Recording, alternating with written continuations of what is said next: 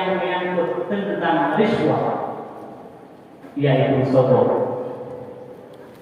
Sogok dalam Islam dilarang, dalam agama Yahudi pun dilarang, dalam agama Nasrani pun dilarang. Akan tetapi mereka Yahudi membuang ayat yang menyangkut tentang masalah sogok, dan pengadilan mereka mengambil sogok. Sehingga kita memperingatkan oleh Rasulullah Sallallahu Alaihi Wasallam. Juga Allah berfirman di dalam kitab suci Al-Quran yang bunyinya Bismillahirrahmanirrahim, wala tadlu biha ilal hukam litakulu fariqam min amwalin nas. Dilarang dalam Islam mengikuti perbuatan-perbuatan mereka, di mana para hakim-hakim mereka mengambil harta daripada manusia. Semantang yang lebelanja, semantang yang lepeng, urangnya yang menang pada pengadilan ketika itu.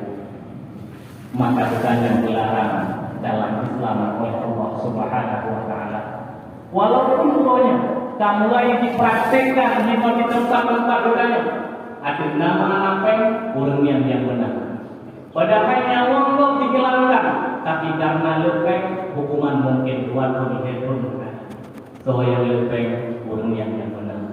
Nyo adalah kalau pernah dilarang oleh Allah Subhanahu wa Ta'ala di dalam Al-Quran, akan tetapi dengannya uronyo mulai terpraktekkan kembali. Dan juga Rasulullah Sallallahu Alaihi Wasallam pernah berkata,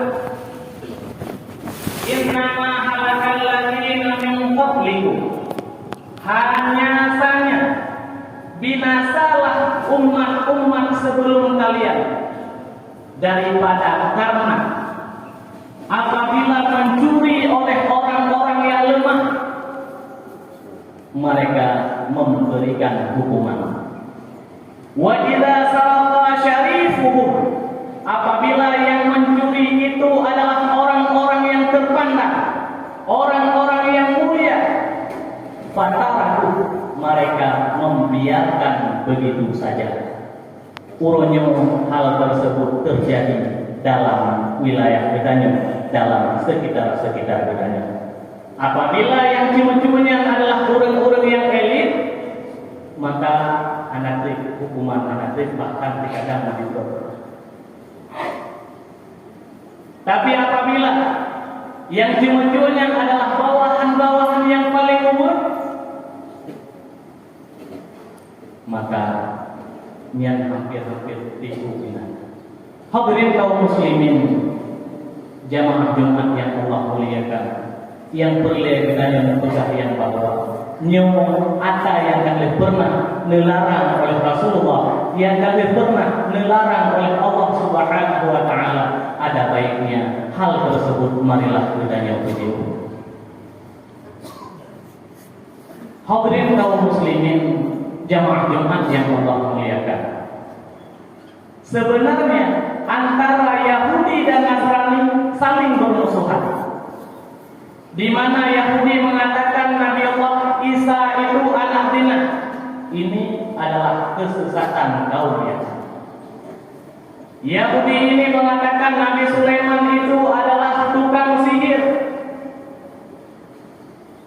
dan kesesatan kaum Yahudi tidak mengakui Nabi Muhammad Sallallahu Alaihi Wasallam sebagai Rasul utusan Allah Subhanahu Wa Taala.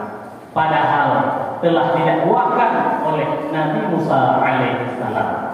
Akan tetapi di saat datang baginda Muhammad Sallallahu Alaihi Wasallam, mereka tidak mau untuk mengakuinya. Ini adalah kesesatan kaum Yahudi.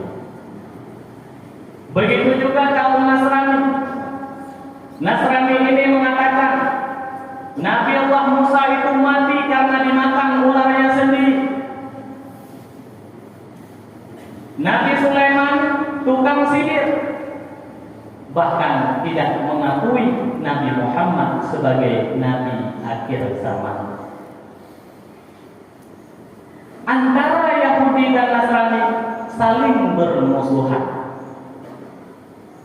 bahkan Nasrani ini menyangkut tentang masalah ketuhanan, mereka terpecah menjadi 3 golongan.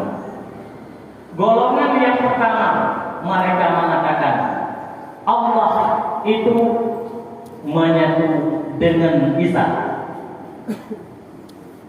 Innallaha huwa Isa. Allah menyatu dengan Isa. Kelompok yang kedua mengatakan Allah adalah Allah, Isa anak Allah. Kelompok ini 2 Tuhan. Kelompok yang ketiga, Allah adalah Allah, Isa anak Allah, dan Maryam itu ibu daripada Isa. Kelompok yang terakhir, Allah adalah Allah, Isa sebagai Rasul, dan Maryam sebagai ibu daripada Isa. Namun mereka mengapa dijadikan kafir? Dari karena tidak mempercayai Nabi Muhammad sebagai Nabi akhir zaman. Hadirin kaum muslimin jamaah Jumat yang Allah muliakan. Kelompok yang ketiga yang Allah sebutkan menjadi musuh Islam, itulah musyrik. Baik musyrik jahiliyah yang menyembah berhala maupun musyrik majusi yang menyembah matahari, ataupun musyrik yang lainnya yang tidak mengaku adanya Allah Subhanahu wa taala. Antara musyrik dengan Yahudi sebenarnya saling bermusuhan. Antara Yahudi dengan Nasrani saling bermusuhan. Akan tetapi untuk menghancurkan Islam, untuk memusnahkan Islam, mereka bersatu. Oleh karenanya dalam Al-Quran ada satu surat yang namanya Al-Ahzab. Putra makna Al-Ahzab, musuh yang berkumpul ataupun musuh multi. Musafat kinan antara Yahudi dengan Nasrani, musafat kisinan antara Majusi dengan musyrik-musyrik yang lainnya. Para hadirin kaum muslimin yang Allah muliakan. Akan tetapi Allah mengatakan di mana kita sering membacanya di ketika malam hari raya, malam takbiran, wa hazamal ahzaba wahda. Allah menghancur musuh-musuh Islam yang berkumpul, mereka itu menjadi satu untuk memerangi Islam. Wa hazamal ahzaba wahda. Allah menghancur musuh-musuhnya sendirinya Allah. Para hadirin jamaah Jumat yang Allah muliakan, marilah kita bentengi generasi-generasi kita. Pernah untuk kita kalian satu kisah yang kali terjadi, yang kali doa terjadi pada tempat-tempat kita dan dipuji oleh Allah Subhanahu wa taala daripada tempat-tempat Islam yang lainnya. Provinsi Bukhara. Bukharanya adalah satu provinsi tempat lahirnya Imam Bukhari, tempat lahirnya Syekh Imam Baharuddin. Di Bukhara tersebut banyak lahir ulama-ulama besar, bahkan karangan urunnya kita baca. Hanya di antara katanya yang pernah memang tajak, yang pernah karenga Sahih Bukhari. Bukharinya itulah nama provinsi tempat lahirnya Imam Bukhari. Dan provinsi yang kedua itulah provinsi Samarkand. Samarkand adalah tempat Imam Bukhari mendidik muridnya dalam bidang hadis, yaitu Syekh Imam Muslim dan Imam Tirmidzi. Imam Muslim dan Imam Tirmidzi mendidik oleh Imam Bukhari di provinsi yang bernama Samarkand. Bukhara dan Samarkand adalah dua provinsi yang terletak di Uzbekistan. Namun apa yang terjadi? Pada tahun 1996, nah kadang-kadang ulama katanya berkunjung kepada daerah tersebut. Pada saat ingin melaksanakan sembahyang di dalam masjid Imam Bukhari, tidak bisa karena penuh dengan bangkai binatang di dalam. Ingin menekuk sembahyang di dalam masjid Syekh Imam Bahauddin, juga tidak bisa lagi karena penuh dengan najis dan kotoran-kotoran di dalam. Leher tu 60 masjid tutup total. Leher tu 60 masjid tutup total tanpa acara satu. Ketika merumpok dengan orang-orang yang muda-muda katanya sonat, nama katanya orang Islam bernama Abdullah, bernama Ismail, dengan nan orang Islam. Wadesaan merumpok dengan orang yang muda-muda, mudi-mudi katanya sonat nama orang Islam, nan Ramlah, nan Fatimah, nan Hamid. Akan tetapi mereka tidak bisa lagi mengucap dua kalimat syahadat. Jangankan ini baca Al-Quran dua kalimat syahadat pun hanya mampu untuk dibacakan. Padu-padu poro orang yang hanya pernah mendengar suara azan. Tiba-tiba datanya Pak Sito, orang tua yang berumur sekitar 10 tahun. Pakai samping daerahnya penuh kejadian. Pada hari ini di tempat lahirnya orang-orang maling, tempat lahirnya karangan-karangan yang begitu bagus. Bahkan tarikat Nasyadbandi yang kita amalkan sebahagian orangnya, itulah berasal daripada Bukhara. Dijauh oleh orang tua tersebut. Pada saat kamu dijajah oleh kaum Markis, seluruh kegiatan-kegiatan agama hancurkan. Baiknya majelis ta'lim, baiknya sembahyang berjamaah, seluruh kegiatan-kegiatan agama tidak boleh dilaksanakan. Muyo dirumpak urung kumpul-kumpul ramai-ramai dalam membahas masalah agama, maka siap-siaplah tempatnya menyebut meninggal, itulah di penjara, sehingga menutup jid wilayah kamu yang. Para hadirin kaum muslimin, jamaah-jamaah yang Allah muliakan, daripada paparan yang kalian tadi sampaikan, maka hati mengajak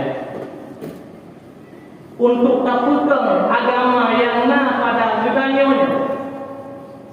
untuk takutan betul-betul sebagaimana orang yang merasa nyaman di dalam Islam, yang terharapkan anak dan generasi kita juga beraman dalam Islam. Baik harap anak kitanya dijaga oleh orang lain. Baik pujuk anak kitanya orang lain. Tapi anak kitanya orang Islam, marilah kitanya jaga betul.